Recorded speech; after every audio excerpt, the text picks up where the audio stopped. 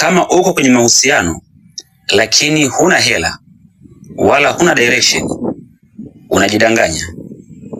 Mapenzi ni mazuri ndiyo, lakini hayalipi bills wala hayalipi kodi. Na ukweli mchungu ni huu: mtu anakupenda leo, lakini kesho akikosa unachokitoa, anaondoka kimya kimya. Sio kwa sababu wewe si wa thamani, hapana, bali ni kwa sababu bado hujajijenga. Kijana, kabla kutafuta mapenzi ya kudumu, jitafute wewe kwanza.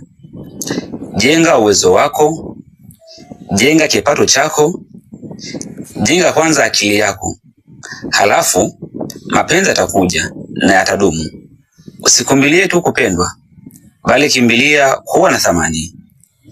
Kama umependa content hizi zenye hekima na maarifa, basi usiache kunifollow na Mungu atakubariki sana.